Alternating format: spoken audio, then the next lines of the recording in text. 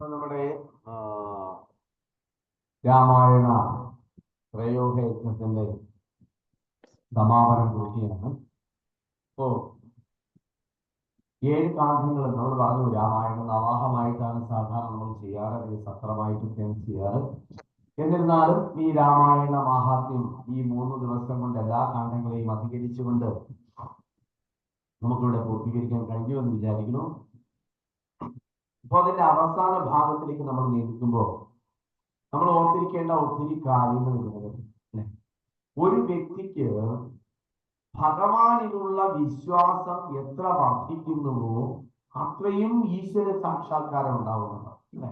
ഇപ്പൊ രാമായണത്തിലൂടെ നമ്മൾ മനസ്സിലാക്കേണ്ടുന്ന കാര്യം, സീതാദേവിയുടെ കാര്യമെടുത്താലും, ഹനുമാൻ സ്വാമിയുടെ കാര്യമെടുത്താലും, ജഡായുവിന്റെ കാര്യമെടുത്താലും, ജാമ്പവാന്റെ കാര്യമെടുത്താലും, സമ്പാദിയുടെ കാര്യമെടുത്താലും, ഏത് കഥാപാത്രത്തെ നമ്മൾ എടുത്തു കഴിഞ്ഞാലും അതിലൂടെ നമ്മൾ മനസ്സിലാക്കുക, ഭഗവാനിലുള്ള വിശ്വാസം ഒരു വ്യക്തിക്ക് എത്രത്തോളം കൂടുന്നുവോ അത്രയും എന്തുണ്ടാവും, ഈശ്വര സാക്ഷാത്കാരം ഉണ്ടാവുന്നതെന്ന് മനസ്സിലാക്കും.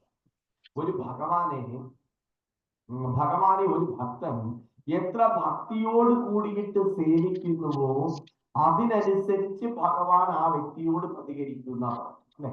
ഭക്തന് എങ്ങനെയാണോ ഭക്തിയോട് കൂടിയിട്ട് എങ്ങനെയാണോ ഭഗവാനോട് പ്രതികരിക്കുന്നത് അല്ലെങ്കിൽ ഭഗവാനെ സേവിക്കുന്നത്, അതേ രീതിയിൽ ഭഗവാൻ എന്ത് ചെയ്യും, ഭക്തനോട് പ്രതികരിക്കുന്ന പറയും.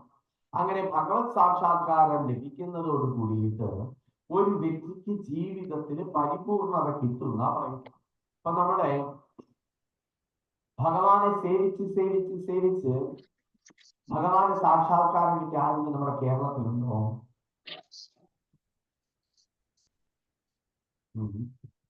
പിന്നെ പിന്നെ ഗുരുവായൂർ അമ്പലവുമായിട്ട് ബന്ധപ്പെട്ട് ആരെങ്കിലും ഉണ്ടോ? ആരാ? അമ്മയുടെ പേര് കുറൂരമ്മ അല്ലേ. കുറൂരമ്മയ്ക്ക് മക്കളില്ലാത്തത് കൊണ്ട് ഉണ്ണി തന്നെ എനിക്ക് മകനായി പിറക്കണമെന്ന് വിചാരിച്ചിരിക്കുമ്പോ എല്ലാ ദിവസവും ഉണ്ണിക്കണ്ണം വിധിച്ചിരുന്നു അല്ലെ. പാചകം ചെയ്യാനും മുറി തൂത്തുവാരാനും എല്ലാത്തിനും കുറൂരമ്മയുടെ കൂടെ ഉണ്ടായിരുന്നു ആര്? ഉണ്ണിക്കണ്ണം അല്ലെ. അപ്പോ നമ്മൾ പറയാ, ഒരു മകനായിട്ട് ഭഗവാനെ കണ്ടത് കൊണ്ട് മകൻ തന്നെ ഭഗവാനായിട്ട് ആരുടെ കൂടെ വന്നു? കുറൂരമ്മയുടെ കൂടെ വന്നു. അതുപോലെ പൂന്താനം അല്ലെ, പൂന്താനത്തിന്റെ കഥയൊക്കെ നമുക്കറിയാം അല്ലെ. പൂന്താനം കൊട്ടിയൂർ അമ്പലത്തിൽ ഭാഗവതം വായിക്കാനായിട്ട് പോകും അല്ലെ. അറിയാമോ കഥ? ഭാഗവതം വായിക്കാനായിട്ട് പോകും കൊട്ടിയൂരി ശിവക്ഷേത്രത്തിൽ. അങ്ങനെ അവിടെ പോയി ഭാഗവതം എല്ലാം വായിക്കും. അങ്ങനെ രുക്മിണി സ്വയംവരം വരുന്ന സമയമായി. ഇന്നത്തെ ദിവസം രുക്മിണി സ്വയംവരം വായിച്ചു, ബാക്കി നാളെ വായിക്കാമെന്നും പറഞ്ഞിട്ട് ഇതുപോലെ ഒരു പേപ്പർ എടുത്ത് അവിടെ വെക്കും. ഭാഗവതത്തിൽ വെച്ചിട്ട് പൂന്താനം എന്ത് ചെയ്യും? തിരിച്ച് വീട്ടിൽ പോകും. പിറ്റേ ദിവസം രാവിലെ വരുമ്പോഴും രുക്മിണി സ്വയംവരം കഴിഞ്ഞ് പിന്നെയും കുറെ ഭാഗം വായിച്ചിട്ട് ആ പേപ്പർ വെക്കും. പിറ്റേന്ന് രാവിലെ വന്ന് നോക്കുമ്പോൾ വീണ്ടും അതെവിടെ ഇരിക്കും? രുക്മിണി സ്വയംവരത്തിൽ. അങ്ങനെ കുറെ ദിവസം ഇങ്ങനെയായി. പൂന്താനം വിചാരിച്ചു, ഇത് ഞാൻ ഇന്നലെ വായിച്ചതല്ലേ, മെനിഞ്ഞാന്ന് വായിച്ചതല്ലേ എന്നൊക്കെ പൂന്താനത്തിന് സംശയമായി. എന്നാലും പൂന്താനം വായിക്കും. അങ്ങനെ അവസാനം പൂന്താനം ഭാഗവതം മുഴുവൻ വായിച്ചു തീർത്തു. അതിനുശേഷം അന്ന് വീട്ടിലേക്ക് പോവാം. അങ്ങനെ പൂന്താനം വീട്ടിലേക്ക് പോകാനായിട്ട് ഒരു നദി കടന്നിട്ട് വേണം പൂന്താനത്തിന് പോകാൻ. അങ്ങനെ പൂന്താനം നദിയിലേക്ക് ഇറങ്ങി ഇങ്ങനെ പകുതി എത്തിയപ്പോഴാണ് പൂന്താനം ചിന്തിക്കുന്നത്, അയ്യോ എന്റെ ഭാഗവതം ഇട്ട് വെച്ചിരിക്കുന്ന സഞ്ചി ഞാൻ എന്ത് ചെയ്തു, അമ്പലത്തിൽ മറന്നു വെച്ചിട്ട് ഇത് എടുക്കാതെ എനിക്ക് ഒന്നും വേണ്ട.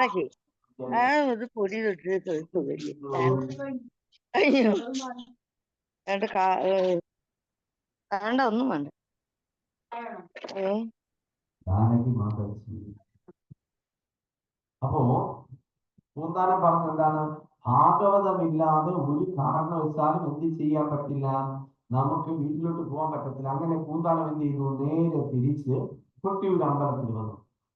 കൊട്ടിയൂർ അമ്പലത്തിൽ വന്നപ്പോ തന്റെ ഭാഗവതത്തിന്റെ സഞ്ചിയൊക്കെ അവിടെ ഇരിപ്പുണ്ട്. അപ്പോ ഭാഗവത സഞ്ചി എടുക്കാനായിട്ട് അമ്പലത്തിനകത്തോട്ട് കയറിയപ്പോഴ് ശ്രീകോവിലിനകത്ത് നിന്ന് എന്തോ ഒരു ശബ്ദം കേൾക്കുക.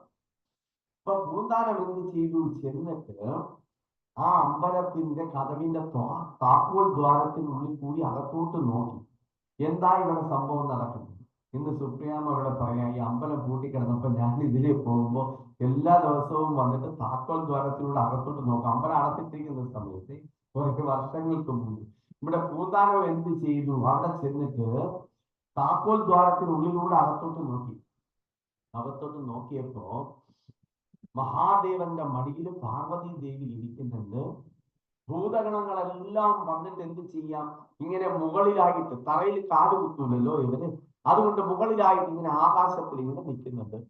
മഹാദേവൻ അവിടെ ഇരുന്നിട്ട് രുക്മിണി സ്വയംവരം അങ്ങനെ വായിച്ച് കേൾപ്പിക്കുക. ആരെ? പാർവതി ദേവി അല്ലെ. അങ്ങനെ ഇതെല്ലാം വായിച്ച് തീർന്ന് വളരെ മനോഹരമായിട്ട് പൂന്താനമൊക്കെ അത് ആസ്വദിക്കുക.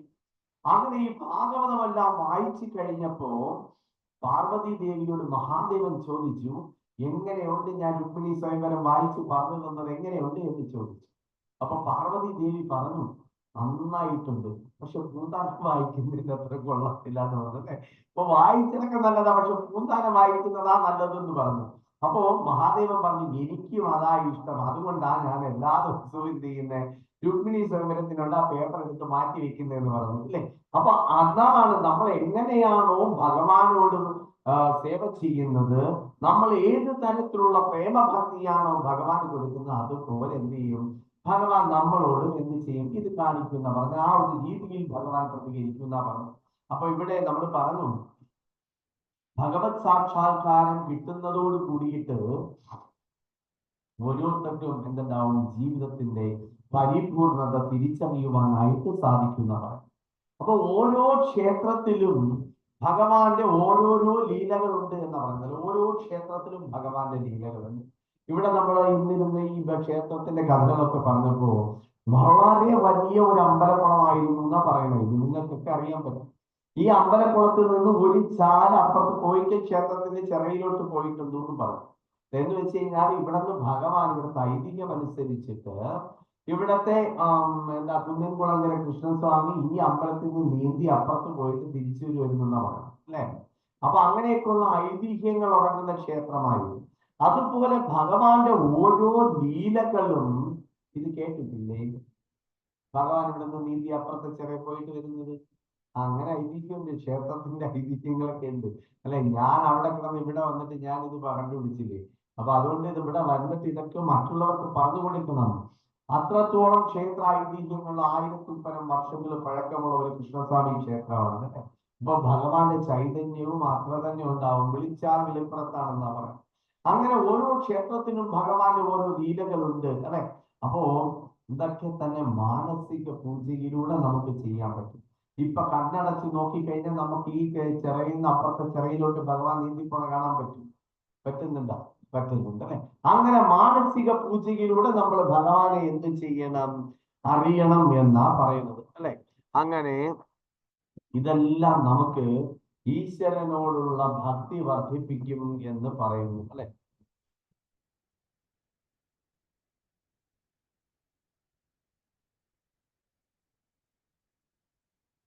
അപ്പോ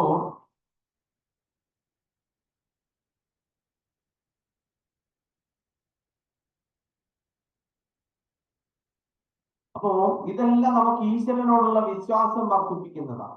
ഉപനിഷത്തില് ജനങ്ങൾക്ക് ദൈവവിശ്വാസം വർദ്ധിപ്പിക്കാൻ വേണ്ടിയിട്ട് ഒരു ഉദാഹരണം പറഞ്ഞു അല്ലെ.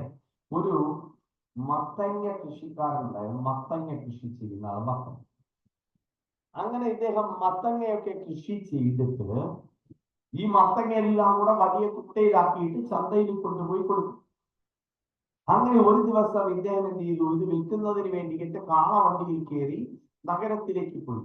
പോകാൻ സമയം ഭാര്യ പറഞ്ഞു, പോകുന്ന വഴിക്ക് രാമകൃഷ്ണ രാമകൃഷ്ണ രാമകൃഷ്ണ എന്നൊക്കെ വിളിച്ചോണ്ട് പോണം, ആപത്തൊന്നും കൂടാതെ പോയിട്ട് തിരിച്ചു വരണ്ടേ. അപ്പൊ കൃഷിക്കാരൻ പെട്ടെന്ന് വളരെ ദേഷ്യത്തോട് കൂടിയിട്ട് പറഞ്ഞു, ഒരു വീട്ടിൽ ഒരു ഭക്തം മതി, എനിക്കൂടെ വേണ്ടി നീ പ്രാർത്ഥിച്ചാ മതി പറഞ്ഞിട്ട് എന്ത് ചെയ്തു? ഇദ്ദേഹം കാളവണ്ടിയൊക്കെ എടുത്തോണ്ട് പോയി.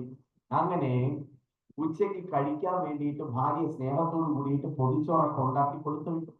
അങ്ങനെ ഇദ്ദേഹം ഉച്ചയ്ക്ക് കഴിക്കാനായിട്ട് എന്ത് ചെയ്തു? ഒരു ആൽമരത്തിന്റെ ചുവട്ടില് തണല് കണ്ടപ്പോ അവിടെ ഇരുന്ന് ഉച്ചയൂണൊക്കെ കഴിഞ്ഞിട്ട് എന്ന് വിചാരിച്ചു അല്പനേരം ഒന്ന് മയങ്ങിയിട്ട് പോകാമെന്ന് വിചാരിച്ചിട്ട് അദ്ദേഹം അവിടെ ഇങ്ങനെ മലർന്ന് കിടന്ന് ഉറങ്ങാനായിട്ട് ശ്രമിച്ചപ്പോൾ മുകളിലേക്ക് നോക്കിയപ്പോ ആലിന്റെ വളരെ വലിയ ഒരു ആൽവൃക്ഷമാണ്.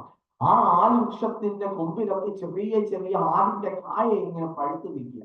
അപ്പൊ ഇദ്ദേഹം വിചാരിക്കുക, ഈ ഭഗവാൻ എന്ന് പറയുന്നത് ഈശ്വരൻ എത്ര വിഡ്ഢിയല്ലേ, എത്ര മണ്ടന, ഇത്രയും വലിയ ഒരു ആലില് ഇത്രയും ഉള്ള ചെറിയ കായകൾ അല്ലെ.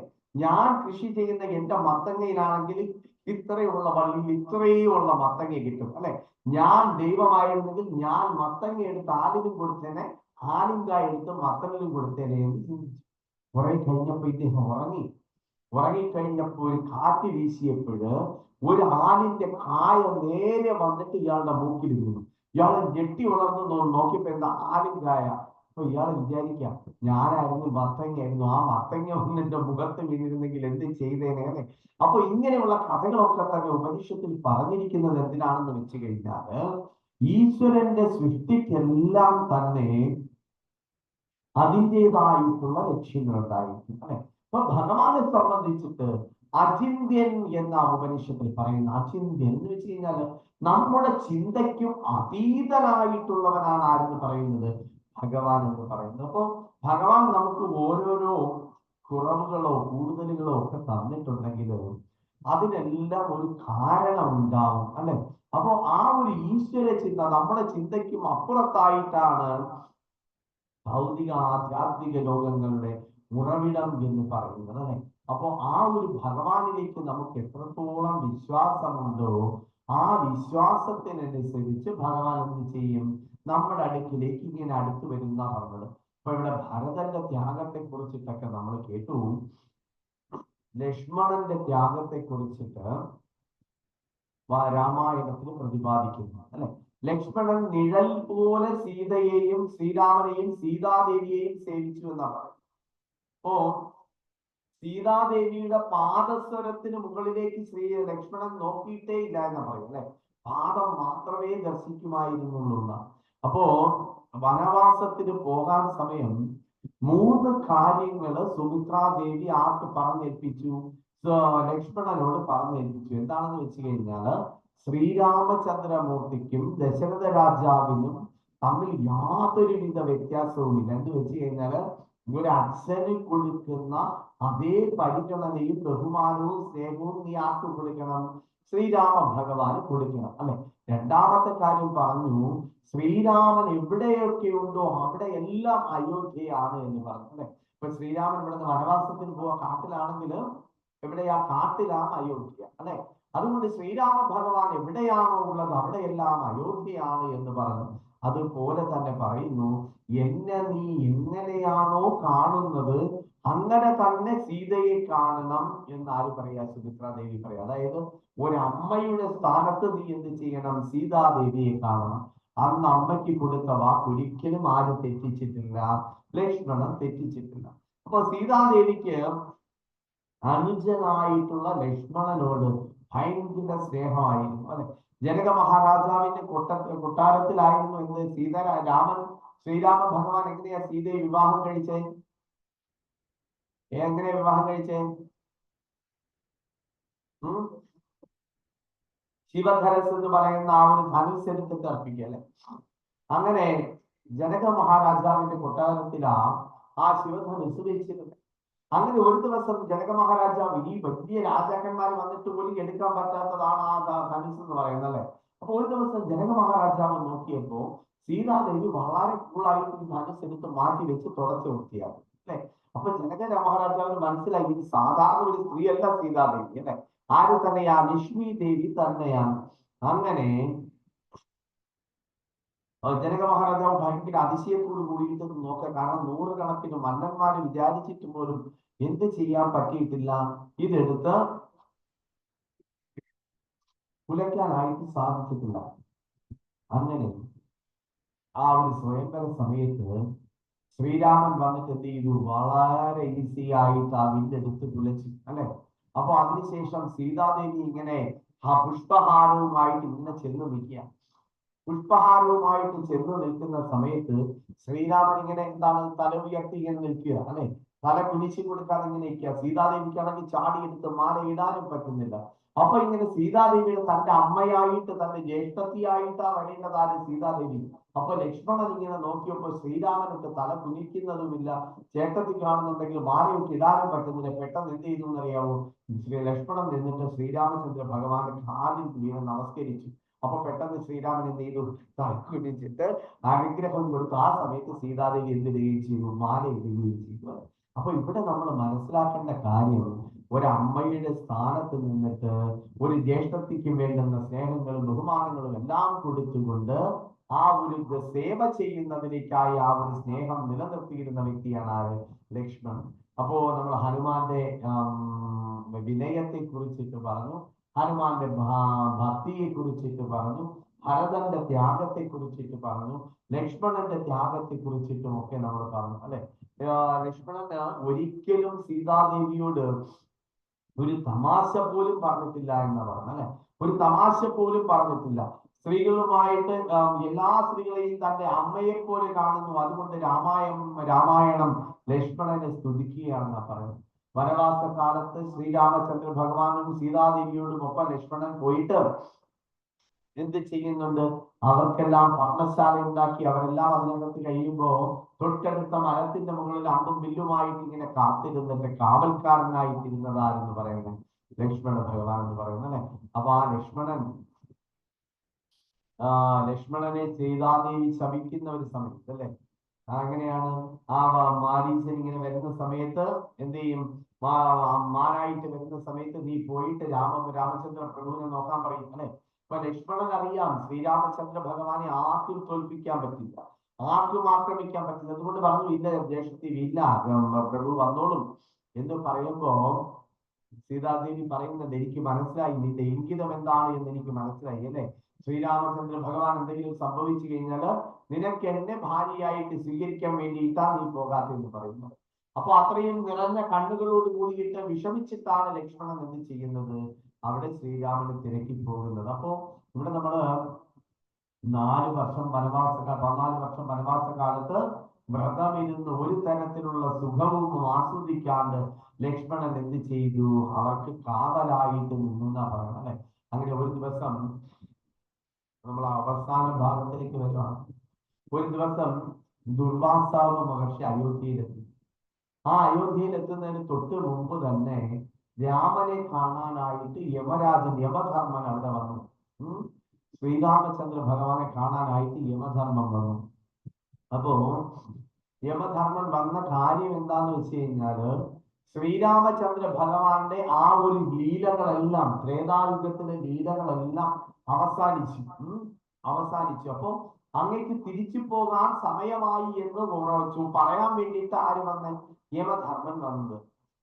അപ്പോ ഈ കാര്യം ചർച്ച ചെയ്യാൻ വേണ്ടിയിട്ട് യമധർമ്മനും ശ്രീരാമചന്ദ്ര ഭഗവാനും കൂടിയിട്ട് മുറിക്കുള്ളിലേക്ക് പോയി. ആ സമയത്ത് ലക്ഷ്മണനോട് പറഞ്ഞു, ഇന്ന ഒരു കാര്യം സംസാരിക്കാൻ വേണ്ടിയിട്ടാണ് യമധർമ്മം വന്നത്. അതുകൊണ്ട് ആര് വന്നാലും എന്ത് ചെയ്യരുത്? അങ്ങോട്ട് കയറ്റിവിടാൻ പാടില്ല. കയറ്റി വിട്ടു കഴിഞ്ഞാൽ നീ എന്റെ ദേഷ്യത്തിന് പാത്രമാവും എന്ന് പറഞ്ഞു. അപ്പോ എന്ത് ചെയ്തു? ലക്ഷ്മണൻ അവിടെ ഇങ്ങനെ കാവൽ നിൽക്കുക. ആ സമയത്ത് ദുർവാസാവ് വന്നു. ദുർവാസാവ് വന്ന് കയറ്റി വിട്ടില്ലെങ്കിൽ എന്ത് ചെയ്യും? ദുർവാസാവ് ശ്രമിക്കും. കയറ്റി വിട്ടാൽ ആര് ശ്രമിക്കും? ശ്രീരാമൻ ശ്രമിക്കും. അപ്പൊ എന്ത് ചെയ്യാൻ പറ്റും? മൗനമാണല്ലോ നല്ലത് എന്ന് വിചാരിച്ചിട്ട് ഒന്നും മിണ്ടാതെ അവിടെ നിന്ന് ദുർവാസാവ് വന്ന് ഹായൊക്കെ പറഞ്ഞിട്ട് നേരെ അകത്ത് പോയി. ശ്രീരാമൻ എന്ത് ചെയ്തു? അദ്ദേഹത്തിനെ സ്വീകരിച്ച് ആനയും ചെയ്തി കാര്യമെല്ലാം പറഞ്ഞു അല്ലെ. കാര്യമെല്ലാം പറഞ്ഞിട്ട് അദ്ദേഹം തിരിച്ചു പോയി. ആ സമയത്ത് ശ്രീരാമചന്ദ്ര ഭഗവാൻ എന്ത് ചെയ്തു? ഈ ചർച്ചയെല്ലാം കഴിഞ്ഞിട്ട് തിരിച്ചു വന്നു. അപ്പോ തിരിച്ചു വന്നപ്പോ ലക്ഷ്മണനോട് പറഞ്ഞു, എന്റെ വാക്ക് ധിക്കരിച്ച നീ ഒരിക്കലും ഇനി അയോധ്യയിൽ ഉണ്ടാവാൻ പാടില്ല എന്ന് പറഞ്ഞു. അപ്പൊ ലക്ഷ്മണൻ അറിയാം എന്തായാലും ഇപ്പൊ വന്ന് എനിക്ക് സകാരം കേൾക്കും. അങ്ങനെ അത് പ്രതീക്ഷിച്ച് നിന്നപ്പോഴാ ശ്രീരാമചന്ദ്രൻ ഭഗവാൻ വന്നിട്ട് പറഞ്ഞു, എന്റെ വാക്ക് ധിക്കരിച്ച നീ ഇനി അയോധ്യയിൽ വേണ്ട, എനിക്ക് നിന്നെ കാണണ്ട, ഇവിടെ നിന്ന് പോകൂ എന്ന് പറയാം അല്ലെ. അപ്പൊ ലക്ഷ്മണൻ തിരിഞ്ഞു നടന്നു. രാമൻ നടക്കുമ്പോൾ ചെരുപ്പായിട്ടും അല്ലെ മഴയത്ത് കുടയായിട്ടും ഒക്കെ കൂടെ ഉണ്ടായിരുന്ന ലക്ഷ്മണൻ ഞാൻ ഇനി എന്തിനാ ജീവിക്കുന്നത് എന്ന് വിചാരിച്ചിട്ട് ലക്ഷ്മണൻ നേരെ സരയൂ നദിയിലേക്ക് പോയി അല്ലെ. സരയൂ നദിയിൽ ചെന്നിട്ട് ഇനി എനിക്ക് ജീവിക്കണ്ട എന്ന് പറഞ്ഞിട്ട് ആ സരയൂ നദിയിലേക്ക് ഇറങ്ങിയിട്ട് ആരെ പ്രത്യക്ഷമാവുക? ലക്ഷ്മണന്റെ പ്രത്യക്ഷം അല്ലെ. അങ്ങനെ ഇതറിഞ്ഞ ഭരതൻ അയോധ്യയിൽ നിന്ന് എന്ത് ചെയ്തു? ഇനി ഞാനും എന്തിനാ ജീവിക്കുന്നതെന്ന് വിചാരിച്ചിട്ട് ഭരതനും വന്നിട്ട് എന്ത് ചെയ്തു? സരയൂ നദിയിലേക്ക് പോയി അല്ലെ. അങ്ങനെ ഭൂമി പോലും കരഞ്ഞു പോയി എന്നാ പറയുന്നത്. ആ സമയത്ത് ശത്രുഘ്നൻ അവിടെ ഇല്ലായിരുന്നു.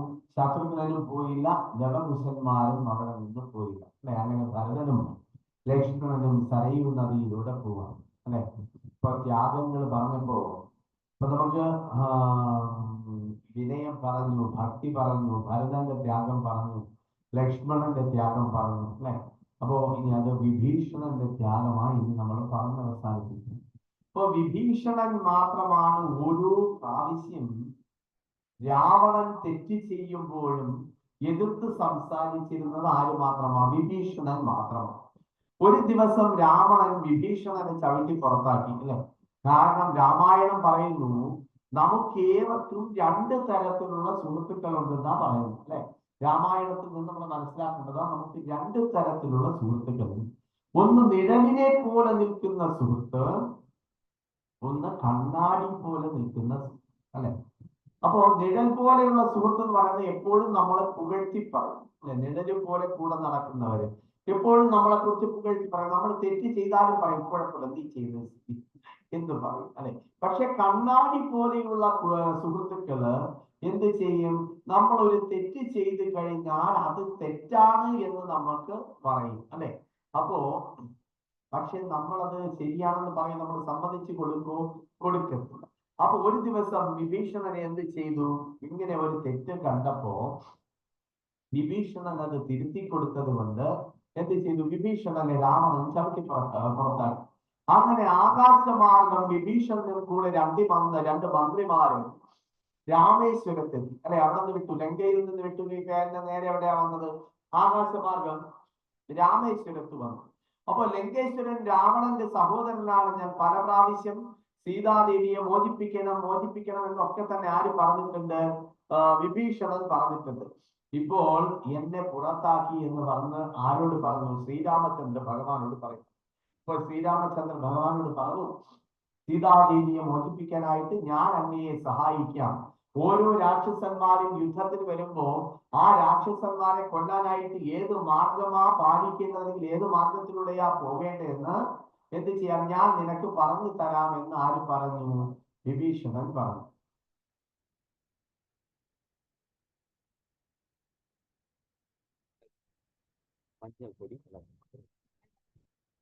മഞ്ഞപ്പൊടിയും വെള്ളം. അങ്ങനെ എന്ത് ചെയ്തു? രാമനോട് പറഞ്ഞു, ഓരോ രാക്ഷസന്മാരെയും കൊല്ലുന്നതിന് എന്തൊക്കെയാ ചെയ്യേണ്ടതെന്ന് ഞാൻ പറഞ്ഞുതരാന്ന് പറഞ്ഞു. അങ്ങനെ രാമൻ സുഗ്രീവനോടും മറ്റെല്ലാ പേരോടും അഭിപ്രായം ചോദിച്ചു. കാര്യം എന്താ? ലങ്കയിൽ നിന്ന് വന്നതാ, രാവണന്റെ സഹോദരനാ. അതുകൊണ്ട് നമുക്കിത് വിശ്വസിക്കാൻ പറ്റില്ലല്ലോ. അങ്ങനെ സുഗ്രീവനോടും മറ്റുള്ളവരോടും ഒക്കെ തന്നെ പറഞ്ഞു. അപ്പൊ സുഗ്രീവൻ പറഞ്ഞു, പ്രഭു ഇങ്ങനെ രാക്ഷസനാണ്, നമുക്കത്ര വിശ്വസിക്കാനൊന്നും പറ്റത്തില്ല അല്ലെ. ഇവരുടെ ശക്തി എന്ന് പറയുന്നത് രാത്രിയിലാ കൂടുന്നത്. അപ്പൊ നമ്മുടെ കൂടെ നിന്നിട്ട് നമ്മളെ ആക്രമിക്കാനാണോ എന്ന് എങ്ങനെ അറിയാൻ പറ്റും? അപ്പൊ ശ്രീരാമചന്ദ്ര ഭഗവാൻ എന്ത് ചെയ്തു? അടുത്തതായിട്ട് ഹനുമാനോട് ചോദിച്ചു. അപ്പൊ ഹനുമാൻ പറഞ്ഞു, മുഴുവൻ ലങ്കയും ഞാൻ സഞ്ചരിച്ചു അല്ലെ. ലങ്കയിൽ മുഴുവനും ഞാൻ സീതാദേവിയെ അന്വേഷിച്ച് സഞ്ചരിച്ചു. രണ്ട് സ്ഥലത്ത് മാത്രമാണ് ഞാൻ രാമനാമം, അങ്ങയുടെ നാമം ജപിക്കുന്നത് ഞാൻ കണ്ടത്. ഒന്ന് എവിടെയാണ്? അശോകവനിയിൽ സീത ജപിക്കുന്നത് ഞാൻ കണ്ടു. രണ്ട്, വിഭീഷണന്റെ വീട്ടിലെല്ലാം രാമ രാമ രാമ എന്നാ എഴുതി വെച്ചിരിക്കുന്നത്. അതുകൊണ്ട് ഒന്നുകൊണ്ടും ഭയപ്പെടേണ്ട ആവശ്യമില്ല. അയാൾ നമ്മളെ ശപിക്കില്ല, നമ്മളെ എന്താണ് ചതിക്കില്ല. നമുക്ക് എന്ത് ചെയ്യാം? അയാളെ വിശ്വസിക്കാം എന്ന് പറഞ്ഞു. അപ്പൊ ഈ രാമ രാമ രാമ എന്നൊക്കെ ഇയാളുടെ വീട്ടിൽ എഴുതി വെച്ചിരിക്കുന്നത് കണ്ടിട്ട് ഒരു ദിവസം രാവണൻ വന്നിട്ട് പറഞ്ഞു, നീ എന്തിനാ എന്റെ ശത്രുവിന്റെ പേര് ഈ വീട്ടിൽ മുഴുവൻ എഴുതി വെച്ചിരിക്കുന്നെന്ന് ചോദിച്ചു അല്ലെ. അപ്പോ ഈ വിഭീഷണൻ എങ്ങനെയായി ഒരു ഇത് കിട്ടിയേ? വിഭീഷണന് കൈകസി വിളിച്ചിട്ട് പറയും അല്ലെ, നിങ്ങൾ എല്ലാ പേരും കൂടെ കുബേരനെ പുറത്താക്കിയിട്ട് സ്വർണ്ണലങ്ക കൈക്കലാക്കണമെന്ന് പറയും അല്ലെ. അങ്ങനെ ബ്രഹ്മാവിനെ പ്രീതിപ്പെടുത്തുന്നതിന് വേണ്ടി തപസ് ഇന്നലെ നമ്മൾ പറഞ്ഞതാ, മറന്നുപോയി അല്ലെ. പ്രീതിപ്പെടുത്തുന്ന പറയും. രാവണൻ എന്ത് ചെയ്തു? രാവണൻ പറയും എന്താണ്? ഓരോരോ വരങ്ങൾ കൊടുക്കും. അപ്പോ ആരാണ് നമ്മുടെ വിഭീഷണൻ എന്ത് വരവ് ചോദിക്കുന്നേ? എനിക്ക് ഭഗവാനെ തന്നെ ചിന്തിച്ചു കൊണ്ടിരിക്കുന്നതിന് ഉള്ള വരം നൽകണമെന്ന് പറയാം. അങ്ങനെ ഭക്തനായിട്ട് വന്നത് ആര്? വിഭീഷണൻ എന്ന് പറയാം. അപ്പോ ഹനുമാൻ പറഞ്ഞു, ഇങ്ങനെ രണ്ട് സ്ഥലത്ത് മാത്രമേ രാമനാമം ഞാൻ കേട്ടുള്ളൂ. ഒന്ന് അശോകവനിയിൽ സീതയും, രണ്ട് വിഭീഷണനുമാകുന്നു. ഇപ്പൊ വിഭീഷണൻ എന്ത് ചെയ്തു? വീട്ടിൽ മുഴുവൻ രാമ രാമ രാമ രാമ രാമ എഴുതി വെച്ചപ്പോ രാവണൻ വന്നിട്ട് ചോദിച്ചു, നീ എന്തിനാ എന്റെ ശത്രുവിന്റെ പേര് എഴുതി വെച്ചിരിക്കുന്നത്? അപ്പൊ വിഭീഷണൻ പറഞ്ഞു, അങ്ങേക്ക് ബുദ്ധി ഇല്ലാത്തോണ്ടാ അങ്ങനെ ചിന്തിക്കുന്നത്. ഇത് നിങ്ങളുടെ പേരാന്ന് പറഞ്ഞു അല്ലെ. രാ എന്ന് വെച്ചാ രാവണൻ, മാ എന്ന് വെച്ചാ മണ്ടോദരി. അതുകൊണ്ടാണ് ഞാൻ എന്ത് ചെയ്യുന്നത്, ഷോർട്ട് ഫോമില് രാമ എന്ന് എഴുതി വെച്ചിരിക്കുന്നതെന്ന് പറഞ്ഞു. അപ്പൊ രാവണന് സന്തോഷമായി, രാവണൻ പോയി അല്ലെ. അങ്ങനെ എന്ത് ചെയ്തു? ഓരോരോ സ്ഥലത്തും പോയിട്ട് വിഭീഷണന്റെ ആ ഒരു ഗൃഹം അല്ലെ, ആ ഗൃഹത്തിലുള്ള കാര്യങ്ങളെല്ലാം പറഞ്ഞു. അതിൽ നിന്നിട്ട് എന്ത് ചെയ്തു? ഓരോ ശത്രുക്കളെയും എങ്ങനെയാ കൊല്ലുന്നതെന്ന് ആരും പറഞ്ഞു കൊടുക്കുക? വിഭീഷണൻ പറഞ്ഞു കൊടുക്കുക അല്ലെ. അങ്ങനെ വിഭീഷണൻ പറഞ്ഞു. വിഭീഷണനെ സ്വീകരിച്ചിരിച്ചിട്ട് രാമചന്ദ്ര ഭഗവാൻ പറഞ്ഞു, ഞാൻ അങ്ങേക്ക് വേണ്ടുന്ന എല്ലാ സഹായങ്ങളും ഞാൻ നൽകാം, ലങ്കയുടെ രാജാവാക്കാം, എന്ത് സമ്മാനമാ വേണ്ടത് അതെല്ലാം ഞാൻ നൽകാമെന്ന് പറയുമ്പോ വിഭീഷണൻ പറയും, ഞാൻ ഒന്നും പ്രതീക്ഷിച്ചിട്ടല്ല അങ്ങയുടെ അടുക്കലേക്ക് വന്നത് അല്ലെ. അങ്ങനെ ലക്ഷ്മണൻ എന്ത് ചെയ്തു? സമുദ്രജലം കൊണ്ടുവന്നു. ആ ജലം വിഭീഷണന്റെ തലയിൽ തളിച്ച് രാമൻ പ്രതിജ്ഞ ചെയ്തു, എന്താണ്? വിഭീഷണനെ ഞാൻ ലങ്കയിലെ രാജാവാക്കും എന്ന് പറയും. അങ്ങനെ യുദ്ധത്തിൽ രാമന് വലിയ സഹായിയായിട്ടായിരുന്ന ഈ വിഭീഷണൻ ഉണ്ടായി. യുദ്ധ സമയത്ത് ഓരോരുത്തരെയും എങ്ങനെ വധിക്കണമെന്നെല്ലാം പറഞ്ഞു കൊടുത്തു. അങ്ങനെ ഒരു ദിവസം ഭീമാകാരനായ ഒരു രാക്ഷസൻ വന്നു. വിഭീഷണൻ പറഞ്ഞു, ഇവനെ കൊന്നില്ല എങ്കിൽ ഇവൻ രാവണന്റെ മുന്നിൽ മതിൽ പോലെ നിൽക്കും അല്ലെ. ഒരേ ഒരു ആയുധം ഓരോ ആയുധം പ്രയോഗിക്കുമ്പോഴും ആ രാക്ഷസൻ ഏതോ മന്ത്രം ജപിക്കുന്നുണ്ടായിരുന്നു അല്ലെ. ആ മന്ത്രം ജപിക്കുന്നത് കൊണ്ട് അവനെ ഒരിക്കലും എന്ത് ചെയ്യാൻ പറ്റില്ല, നമുക്ക് കൊല്ലാൻ പറ്റത്തില്ല എന്ന് പറഞ്ഞു. അപ്പൊ അവൻ ഏത് മന്ത്രമാ ജപിക്കുന്നതെന്ന് ചോദിച്ചാൽ പറഞ്ഞു, അവൻ രാമമന്ത്രമാ ജപിക്കുന്നതെന്ന് പറഞ്ഞു അല്ലെ രാക്ഷസൻ. അപ്പോ വിഭീഷണൻ പറഞ്ഞു, അവൻ രാമമന്ത്രം ജപിക്കുന്നിടത്തോളം കാലം അവൻ എന്ത് ചെയ്യാൻ പറ്റില്ല, നമുക്ക് കൊല്ലാൻ പറ്റില്ല. പക്ഷേ അവൻ ഒരു നിമിഷം, ഒരു സെക്കൻഡിന്റെ ഒരു ചെറിയ അംശത്തിന് അവൻ മന്ത്രം ജപിക്കാതിരിക്കും. എപ്പോഴാണെന്നറിയാവോ? അവൻ തുടർച്ചയായിട്ട് രാമ രാമ രാമ രാമ രാമ രാമ രാമ രാമ രാമ രാമ രാമ ശ്വാസം കിട്ടാതെ വരുമ്പോൾ നിർത്തിയിട്ട് വീണ്ടും ശ്വാസം എടുക്കും. ആ ഗ്യാപ്പിന് അമ്പ ഇത് കൊന്നോളാം അല്ലെ. അങ്ങനെ എന്ത് ചെയ്തു? ആ ശ്വാസം ഒന്ന് നിർത്തുന്ന സമയത്ത് ശ്രീരാമചന്ദ്ര ഭഗവാൻ അമ്പ ചെയ്തിട്ട് ആരെ കൊല്ലുക? ആ രാക്ഷസനെ കൊല്ലുക അല്ലെ. ആ കൊന്നിട്ട് ചോദിക്കും, ഇത് ആരാണ് എന്ന് ചോദിക്കുമ്പോ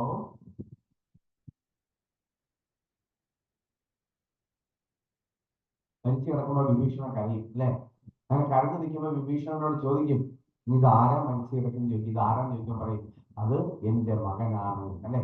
അപ്പോ ആ ഭക്തിക്ക് രാവണന്റെ മുന്നിൽ ഭഗവാന് വേണ്ടിയിട്ട് എന്താണ്, തന്റെ മകനെ പോലും കൊല്ലുന്നതിന് ആര് സമ്മതിച്ചു? വിഭീഷണൻ സമ്മതിച്ചു.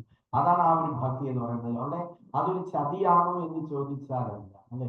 രാമനാമം ജപിച്ചുകൊണ്ട് മൃത്യുവിനെ വരിച്ചു. അതുകൂടാണ്ട് ശ്രീരാമചന്ദ്ര ഭഗവാന്റെ കൈകൊണ്ട് മൃത്യു വരിച്ചു എന്ന് പറയുമ്പോൾ അതിൽ പരം മുക്തി എന്ന് പറയുന്നത് ആർക്ക് കിട്ടാനില്ല? ആ മകന് കിട്ടാനില്ല. അങ്ങനെ എന്ത് ചെയ്തു? വിഭീഷണന്റെ പുത്രൻ വൈകുണ്ഠം പോയി രാമന് വേണ്ടി ഓരോരുത്തരും ത്യാഗം ചെയ്യാനായിട്ട് എന്ത് ചെയ്യാം? മത്സരിച്ചു കൊണ്ടേയിരിക്കുക. അപ്പൊ ഇവിടെ ശ്രീരാമചന്ദ്രൻ പറഞ്ഞു, വിഭീഷണനെയും ചേർത്ത് ഞങ്ങള് 6 സഹോദരങ്ങളാണ് എന്നാ പറയുന്നത്. ആരൊക്കെയാ? രാമൻ, ലക്ഷ്മണൻ, ഭരതൻ, ശത്രുഘ്നൻ, വിഭീഷണൻ, പിന്നെ ഗുഹൻ അല്ലെ. ഗുഹൻ. അങ്ങനെ ശ്രീരാമചന്ദ്ര ഭഗവാൻ പറയും, വിഭീഷണനെയും ചേർത്ത് നമുക്ക് 6 സഹോദരങ്ങളാണ് എന്ന് പറയും. അങ്ങനെ ആ ലങ്കായുധമെല്ലാം കഴിഞ്ഞിട്ട് സീതാദേവിയെയും കൊണ്ടിട്ട് വരും, അയോധ്യയിൽ വരും. അതിനുശേഷമാണ് എന്ത് ചെയ്യുന്നത്? വിരഹതാപം ഏറ്റവും കൂടുതലുള്ള ഉത്തരകാണ്ഡം വരുന്നത് അല്ലെ. ആ ഉത്തരകാണ്ഡമാണ് നമ്മൾ എന്ത് ചെയ്തത്? ആദ്യമേ വായിച്ചത്.